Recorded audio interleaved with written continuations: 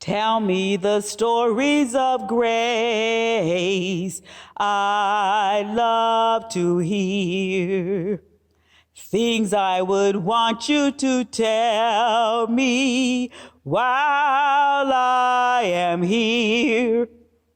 Scenes of your church life, things you have seen. Stories of grace, share them with me. Oh, let me hear how these walls had shouts of praise. Tell me also of the tears that here have been laid. How has God challenged? How were you restored? Tell me the divine powers coming through these doors. Tell me in accents of wonder how you were formed. Tell how you walked with Jesus, strong and as one. How did the Master ready you to serve? Tell me, Grace Congregational, why you are church. Good morning. Welcome to the Midweek Connection at Grace Congregational Church, United Church of Christ in Rutland, Vermont. I am beginning with my mask on, which says, "Be a blessing," because I'm wanting everybody in the Grace community to feel comfortable with taking your turn and being my guest at telling the stories of grace. Today, Dee Bort has agreed to tell us stories of grace. And we happen to be in the choir room today, which Dee has already says makes her sad. Dee? Well, it makes me sad because we haven't been here for a while. Mm-hmm. And I'm looking at the things that Alistair had planned for us, the events that we were going to sing at, because I'm in the choir. And we did not do those things. This was Holy Week. And he did a wonderful job with the music and with the worship for Holy Week. But it wasn't here. It was online, virtually. So, Isn't, when you think about how long we have been in our COVID-19 land, and when you said it was Holy Week, it was like, oh, it was Holy Week. It's been March since this began, and things just changed drastically. So I see the things that were planned, but of course, they were done virtually, but not in place. But it still makes you feel like, how things have changed. How things have changed. Dee, how long have you been a member of the church? I think since about 1980, I was brought up. My mother was a Congregationalist from Manchester, Vermont, from First Church in Manchester. And so she was brought up in the Congregational tradition. But my parents traveled. My father was in the service. So I grew up with a tradition, Congregational tradition, but going to military chapels, which are Protestant, Catholic, Jewish, but not denominational. Yes. And so I went to college at undergraduate school at Castleton, and I started singing in the Messiah. I didn't come, it was hard to get into church here. I went to church in Castleton. But I came here to do the Messiah, and I was still in college when I was doing the Messiah. So that was in the late 70s. And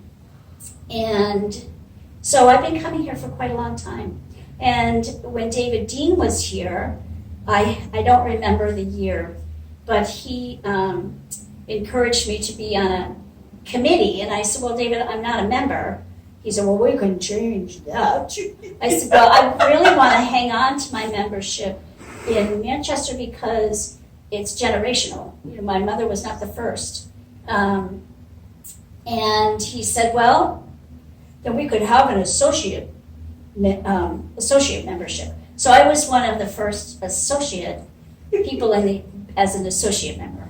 So making sure that there was space for anyone and everyone to be a part of Grace. Yes. And still connect to their own community that they were connected. That is just so great. I know. It was a very welcoming feeling. Yeah. Yes. Yeah. How many Messiahs did you participate Oh, in? a lot. I don't remember, but a lot. The first director that I remember was Carol Dort, and she was only here 1 year, I think. And then Alan Walker, and there were some people in between where we are now. But I took a few breaks, but not many. Mm-hmm. Not many. So. So, Dee, when you think back on your life here in this community, is there a story that comes right to the forefront of your heart that you would like to share? You know, there's so many. There's so many of them. I think of a choir story. Ah. I had been singing in the Messiah. I had been away and come back, and I came back after graduate school, and I was living here in town.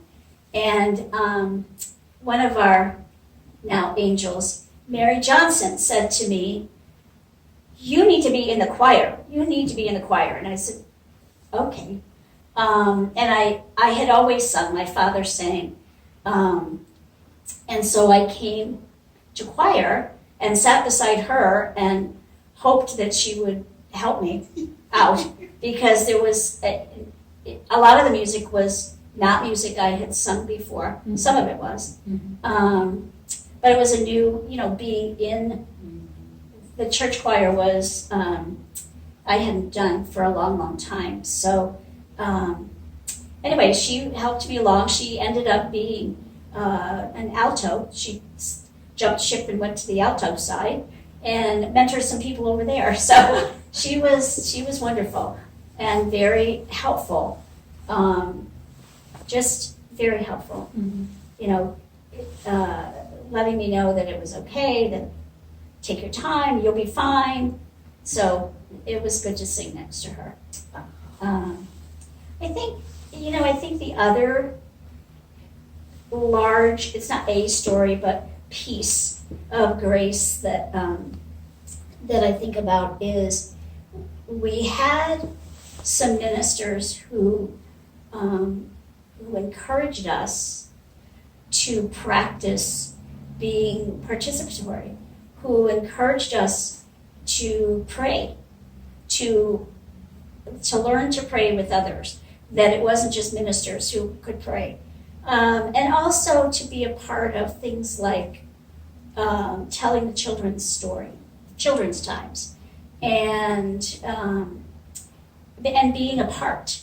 So I think, although I was on the diaconate for several years, and we always have talked about we have to be welcoming and we have to make people feel that they can be part of our church. Mm-hmm. We always work at that. Mm-hmm.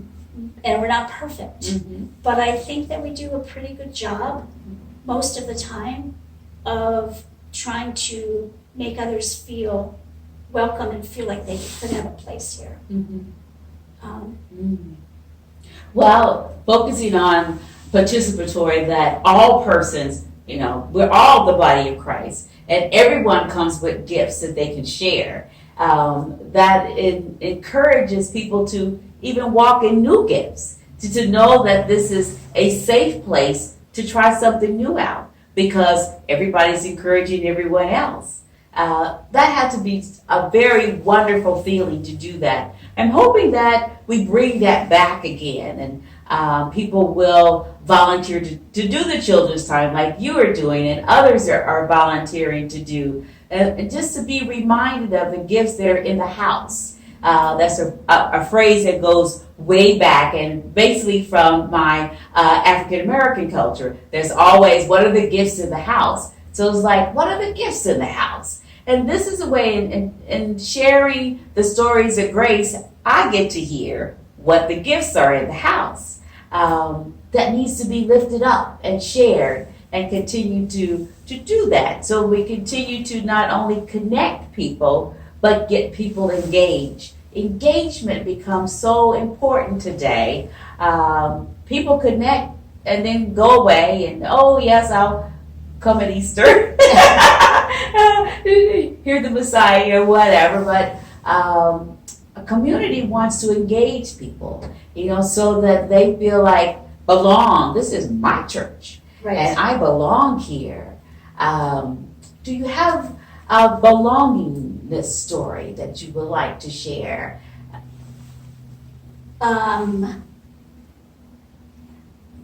Maybe. Okay. Quite a number of years ago, maybe it's a belonging story. Quite a number of years ago, we